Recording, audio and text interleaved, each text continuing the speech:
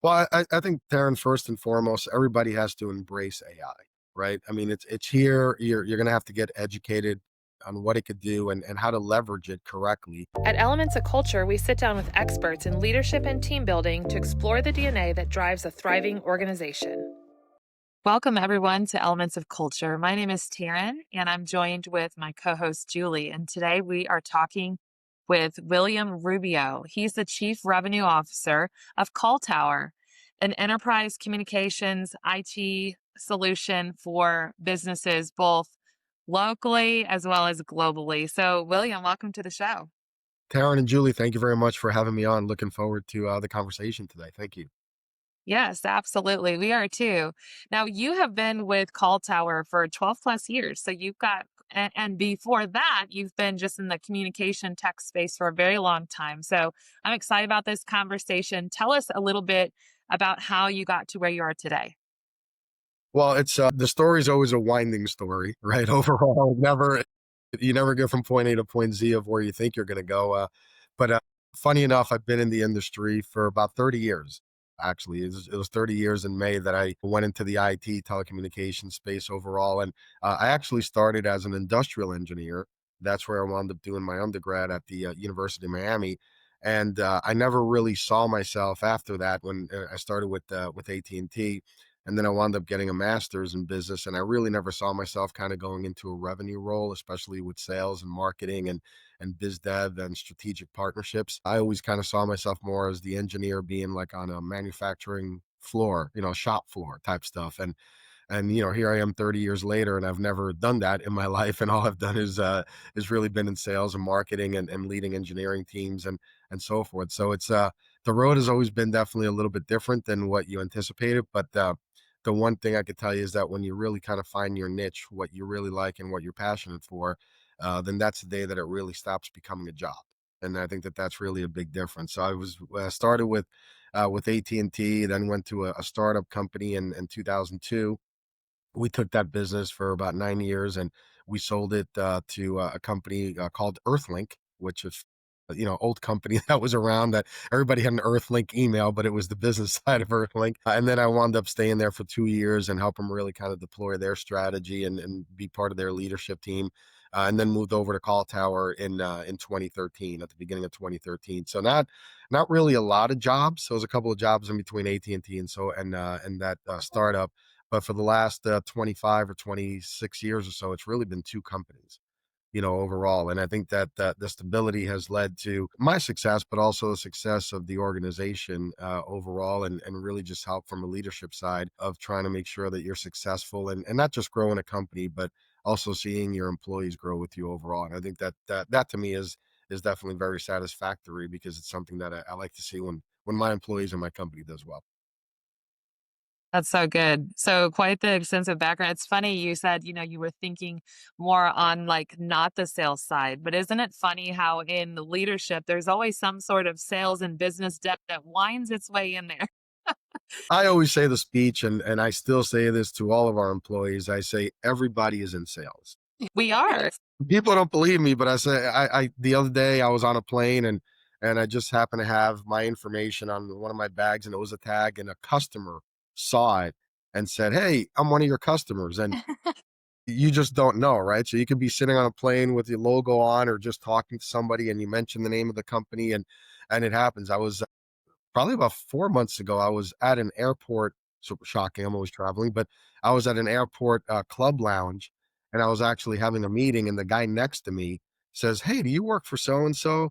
I know you guys. I actually sell your product." So it was actually one of our indirect sales guys up there. So you never know who you're gonna run into, and you always gotta be representing your organization, because it just by coincidence, it get so I tell everybody from our engineers to our tech people, all the way across our logistics people, I'm like, you're always in sales and you're always representing. So, be careful what you say or what you do out there in public. It's so true. That's such a good nugget for anyone, any professional. You are always selling, you're always representing. And I think even outside of the company that you represent, you're representing yourself, your passions and, your character. And so you are always selling, you are always representing something, whether it be good or bad. And hopefully good, right, for the company that you represent. So tell us a little bit, the telecommunications space. There's a lot there. Before we started this conversation, before we started the recording, we're talking about just the solutions that you provide really brings efficiency for organizations. Let's talk about that a little bit. Yeah, so we focus in what is called we're like a managed service provider. So what is referred to as an MSP in cloud communications. And the communication part is really around best of breed solutions that focus on what we call applications or platforms. And probably everyone's heard of these or have at least used these at some point in their life. But platforms like Microsoft, with Microsoft Teams as being what they call a collaboration platform today. And it really is because it collaborates, right? And that means that you could instant message somebody, you could call somebody, you could be on video with somebody, you could look at their calendar, you could email from them. From there, you could share a document with them. You could do a whiteboard session. So those type of things. And we focus on best in breed, really with the three leaders being Microsoft, Cisco, and Zoom. And everyone's been on a Zoom call. Even my mom's been on a Zoom call. She's retired for a lot of years. So everybody knows those three core platforms from really being collaboration leaders. And then in addition to that, there is other platforms that are called contact center. So we've all had it that we call into a bank or an airline and we hear the thank you for calling. Your call will be answered in the order it was received. If you want to call back, right? Yeah, we're the pesky guys that do that. And so we set that up, but it really adds to understanding your customers when they call in. Everything is now around AI, right? I know that will probably come up here in the conversation, but really understanding the dynamics. And there are some unique things that you could do there. So if you're on, let's say, on a call and you're getting upset with your vendor, as an example, and he or she puts you on hold, and you're talking or you're upset, that's being recorded. So that's being heard by, in a lot of cases, by somebody in the other end, and they're knowing what you're saying, even though you're on hold. So be careful what you say because someone's always kind of listening. But in all fairness, it really is about making sure to have the ability for organizations to communicate with their customers, with their vendors, their suppliers, and as important internally. And especially in today's world, after the pandemic in 2020, that people needed to find different ways to communicate. And now that we're really in a global economy, I mean, we deal with customers in China and we deal with employees in Brazil, right? And Australia. And you're dealing in multiple different time zones, multiple different countries and dialects. You need some type of central communication, a type of platform, and that's what we bring to the table. So it's an exciting time for us. It's growing rapidly, and those organizations that I mentioned, like Microsoft and Zoom, they're great software companies, but it's something that you just can't buy off the shelf and just implement yourself. You need organizations like us, thankfully, which could go ahead and actually help implement not just those core platforms, but and then all the other things that come around it as well. Oh, yeah. I love that. Yeah, I love that. So I feel like the global market is becoming smaller and smaller. And I think technology has created that for us. And I think it's a great place because I think collaboration and the mindset and views and perspectives of other people has always been this far away thing. And now it's not so far away to see that. So talk to me a little bit about what I would say the last 5 to 10 years looks like communication wise as you're looking into these companies and what their customers needs and what their needs are for communication and telecommunications. What has changed? What has been the biggest difference you see in the need that these companies are having to service their customers?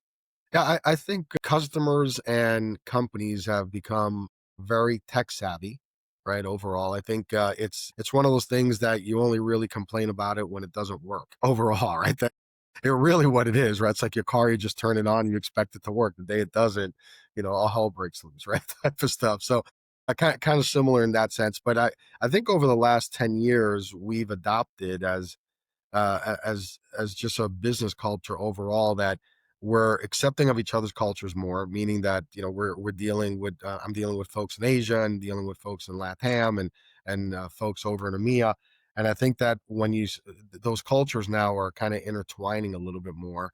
And we're understanding that cultures are different and that some people are different. And probably an easy example. I'm trying to think of an example that comes to mind. If you remember, prior to, let's say, 2020, people weren't on video all that much. It wasn't really a big thing. Now, 98% of my meetings are on video. And if you're not on video, you're excusing yourself as to why you're not on video, right? Bad hair day, I'm sick, or, I'm in a remote place and I got bad connection. You're like justifying that you're not on video because you don't want people to think you're weird that you're not on video. Right.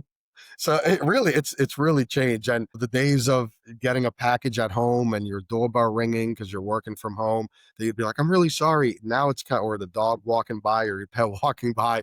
Those are things that are now common. So what, Julie, you say what has changed over the 5 or 10 years? I think that has changed. We've become more, you see a kid walking in the background, right? And you just kind of keep talking and just keep working. So I think we've been as business owners and business leaders, I think we've all come a little bit more acceptable in that type of stuff that, hey, we're all human and those things are going to happen. And I'm focused on my job, but I got other stuff going on, or, I got an Amazon package waiting for me outside and I got to go ahead and bring it in before somebody eats it or melts, or whatever it might be. So yeah, I think it's definitely changed a lot. Yeah, William, that's so true because I remember when COVID was happening, I was still in corporate America and I was responsible for facilitation and training for some of the new hires that had just come in. And I remember we sent them all home. We sent everybody home with a laptop. And I remember that the training I received was don't pay attention to the background because kids were sent home. And I remember seeing piles of laundry on people's beds and people trying to throw sheets over them and kids running around in the background and people muting. And so I was like, this is our new reality at this point. Like, and so hence virtual backgrounds now, right? So you don't have to see the pile of laundry on my back. So yeah, I totally agree with you. I think the way we communicate now is different. And so like, and I think you're right. I think about it even now. I FaceTime more than I've ever FaceTime prior to COVID, which is very interesting because we had the option to FaceTime, but I didn't do it all the time. Whereas now I'm always using FaceTime to call people. So that's very interesting that you're saying that. Definitely see a difference in the way we're communicating. Yeah, and even the way that we're communicating and the different means that we communicate. Right? I mean, like the other day, I was on the plane and I was trying to change my next flight, and the only way I could communicate with the airline was through their chat. I am on the plane communicating with one of their employees trying to change, and I mean, 10 years ago, that was just unheard of, right? You had to Yeah. get off the plane and you had to call them, which means I probably would have not been able to change the flight, right? So, or you could email them. So there's so many different ways we communicate nowadays that it's kind of scary. We have it, but it's good and makes us hopefully more efficient. So Yeah, that's so good. I have to tell you this quick story about, 2020 and how things changed because it's just too funny. I had a boss who said, "Hey, Taryn, I really want you to connect with so and so. This is going to be mutually beneficial. The relationship is strong. They've got a lot of great contacts." I'm like, "Okay, great." We jump on a virtual meeting and she's like apologizing for the chaos that's going on around her. So we're on a video call when she has herself locked in her closet with clothes hanging all around her. And she tells me this and she turns the background off and there were the clothes. And I thought, wow, this is how corporate America is going. We have really changed and shifted a lot in the last couple of years. we But have, anyways, I have we to all have admit, I have done some video calls from a closet. Yeah, we've all done those kind of calls, right? And I think everybody we've had to figure out like what that flow looked like, what a norm looked like, and if you had to get to a quiet space, we made it happen. um, Right. so let's kind of shift, and we've talked about what we've seen change and how the pandemic really impacted that in business. You mentioned AI. I do want to dig into AI because in the tech space, AI is accelerating tech solutions, and companies are having to shift and adapt and really think strategically about what their go-to market is and how that changes with AI. What do you see, William, that's changing immediately? Like right now, what do companies need to be on the lookout for? And then a follow up to that is what is CallTower doing to try to stay ahead in this space with AI? Well, I think, Darren, first and foremost, everybody has to embrace AI, right? I mean, it's here. You're going to have to get educated on what it could do and how to leverage it correctly overall. And at the same time, it's one of those things that you don't want to go too crazy with, also because you want to learn to understand it. It is affecting all of our lives in what we do, right? And in our type of space, in the IT space, things that have been around as far as like data gathering for analysts. I mean, when you call into any place that you place orders, those type of things pop up. They know when Taryn, when you're ordering food and when you're ordering paper towels, right? And I mean, they know what you're going to call every 3 months to order paper, right? I mean, they just know. And if you know it, they're going to call you and they're going to say, "Oh yeah, I needed paper. Thanks for reminding me." That's some of the things that it does. And I'm just talking in general, but it's really the concept. It kind of well, before I get into the we laugh part of it, organizations right now, everybody talks about AI, but organizations, only about 5% of organizations are adopting AI. Everybody wants to do it, but that's about the level of what it is. And the reason is, and this is where we kind of chuckle a little bit about it, is the board of directors of any organization says to the CEO, we have to use AI, implement AI in your organization. And that CEO goes to the CIO or the IT director and says, hey, we got the mandate, implement AI. And then he or she goes to the IT manager and says, I don't know what you have to do, but implement AI because that's the board directive and we have to check this box. So the IT manager sitting there, him or her, with their arms open saying, what do I do? Right? How do I do this? And how do we get it that it's actually effective? And what happens in a lot of companies is that they really try to take a big project on. And I kind of use the example of a house. It's like you're trying to build a 10-bedroom house for a single individual.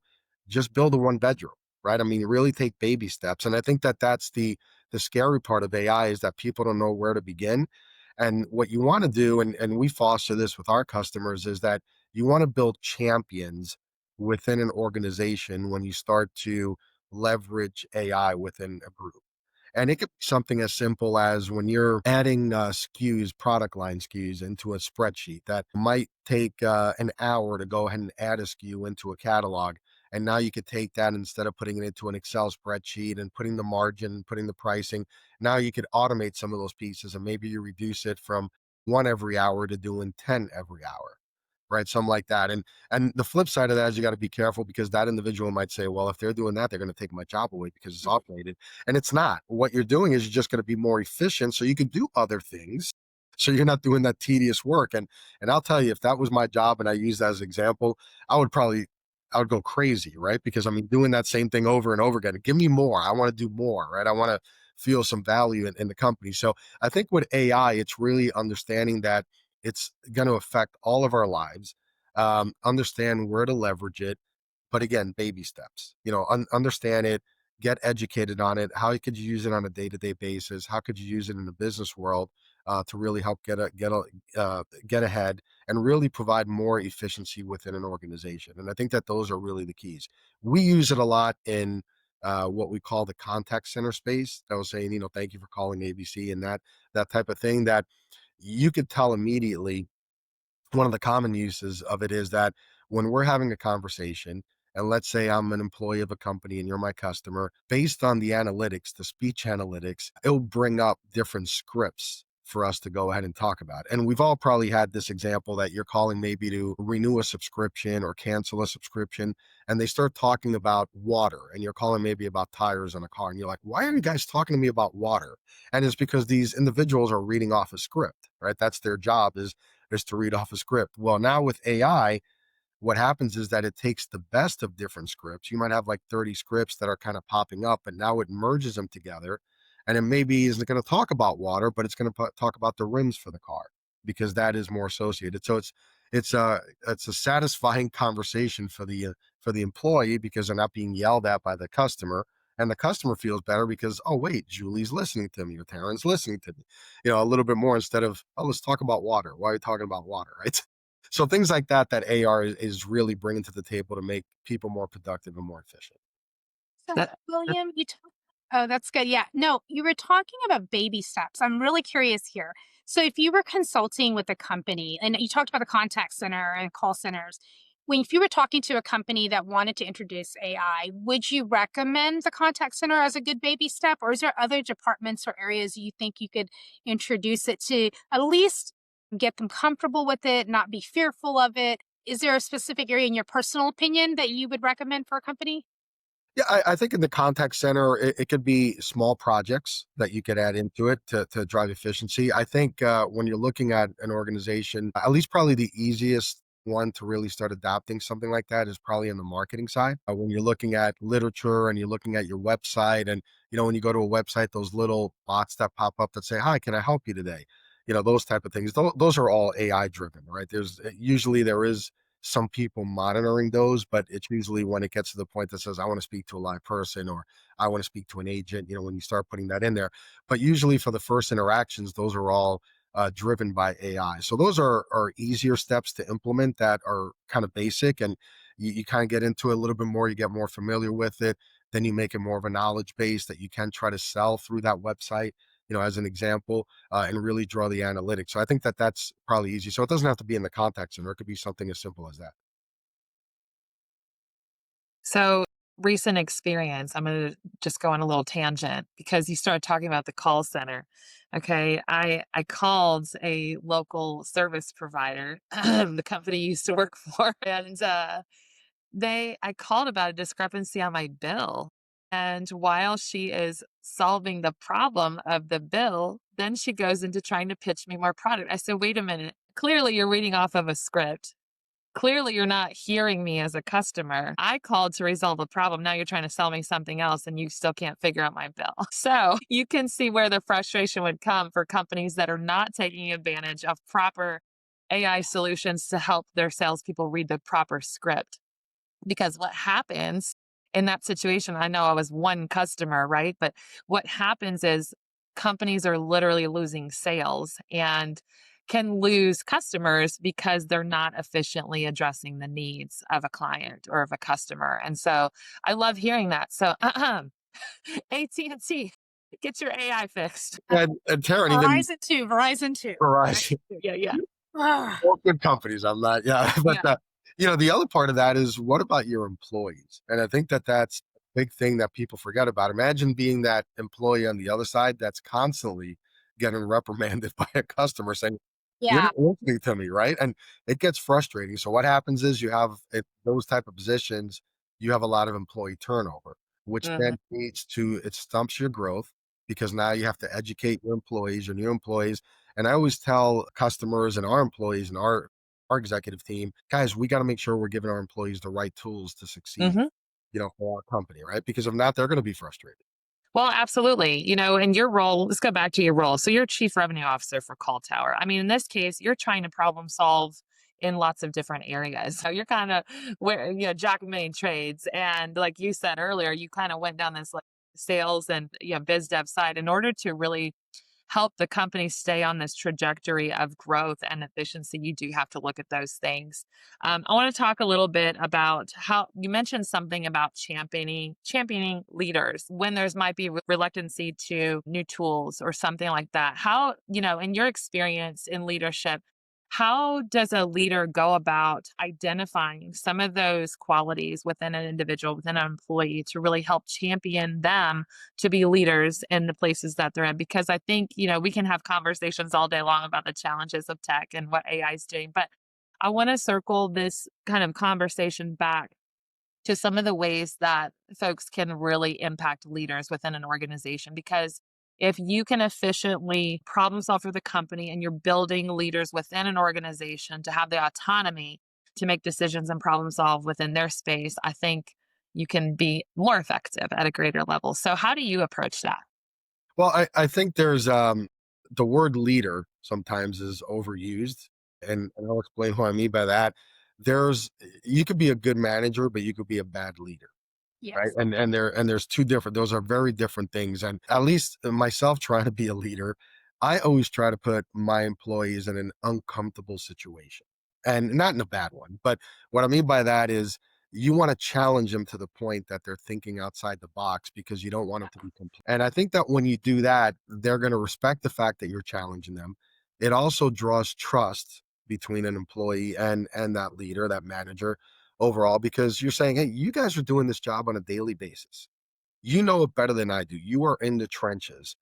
Tell me how we could help, and I'm going to listen to you. I'm not going to say that we're going to adopt everything that you're saying that we're going to do, but we're definitely going to listen. And it might evolve to another idea or a bigger idea, because we're looking downstream and we're looking upstream, right? Sometimes people tend to just kind of have their blinders on and just look at their own department or their own group, and well, what does that decision or that change in policy happen to feed downstream and upstream in the organization overall. But I think when you challenge your employees, I think that's when you really start to make them leaders overall. And it's a big thing in our culture that we do in our organization. And I know with my leaders and with their employees, I don't mind picking up the phone or IMing them or vice versa and getting on video, right? And saying, hey, what happened here? And I think the other part is when you don't have an uncomfortable conversation with your employees when something didn't go right, that's when the relationship starts to go bad, right? And I think we can adapt that in our personal lives. And the sky's not always blue, and it's not all rainbows and unicorns, right? We know that, but I think learning from those issues, those conflicts that come up, usually the most uncomfortable conversations wind up being the best relationships you have with people, because you're breaking down that barrier and you're talking to them and you said, hey, I didn't do this right. I'm sorry. Can you help me do this better? Or, hey, you kind of messed up on this. Let's review it and see what happened.